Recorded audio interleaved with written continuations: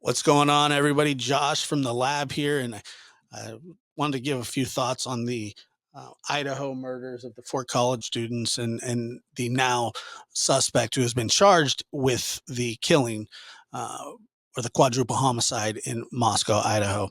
Now, when I think about Bryan Kohberger and all the information that's starting to come out about him, we know that he's highly educated, socially awkward, but his level of education was really a surprise to everybody, I would think. I mean, master's degrees and PhD, but then also the subject matter in which he studies, which he was going for a doctorate in, so on and so forth.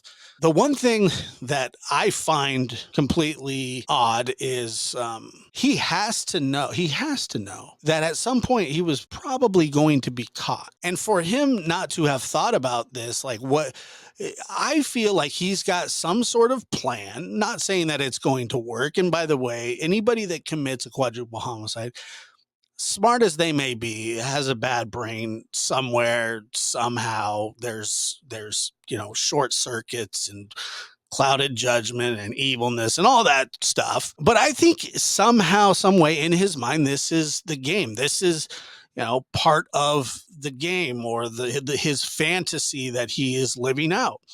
And I genuinely, truly believe that he thinks that he's just going to go back to Idaho and straighten this whole thing out. He's got it covered. Personally, I don't believe that he can. And the reasons for that are, they've charged him with the 4 murders, but they've also charged him with like felony burglary and breaking and entering, which is technically a layer charge. It's just kind of what they do. They just start stacking on top of each other, whatever they can. It's like netting, to protect the fall, if there is one. I'm not saying that there's going to be, but that's kind of what that's there for. But in order to charge somebody with 4 counts of murder, you'd have to be able to put them in the house. And obviously they're saying, look, not only did he commit these 4 murders, but we can also prove that he entered this house, that he was in the house, that was his car on video. And then if there's DNA on top of that, whatever kind of DNA, touch, trace, blood, semen, whatever, then I'm sure that he's in well over his head to talk himself out of anything. The FBI, Moscow PD, everybody believes that this is their man. But what does Bryan have up his sleeve, if anything? I mean, what could he be thinking right now? He said he's waiving his extradition, or he's like, yeah, send me back. I'm going to explain this. I'm eager to be exonerated. And that's it. Done. Not talking anymore. And it's going to be a scene, man. It's going to be a scene, especially when I would imagine that they're going to fly him on that FBI prison jet, kind of like Nicolas Cage in Con Air. Not the jet's probably actually nicer than that. But he'll probably be shackled and bound and walked onto a private airplane, Hannibal Lecter, stuff, which look, if he did these crimes, he is a completely insane human, not fit for society, and shouldn't be unshackled at any point in his life.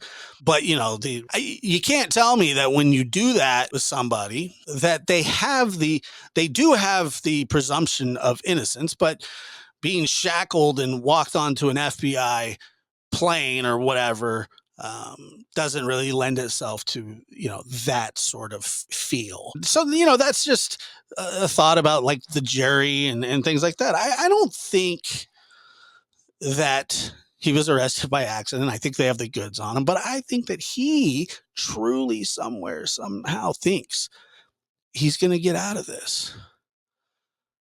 Stranger things have happened. Jury trials are unpredictable. So let's hope that they have everything that they need.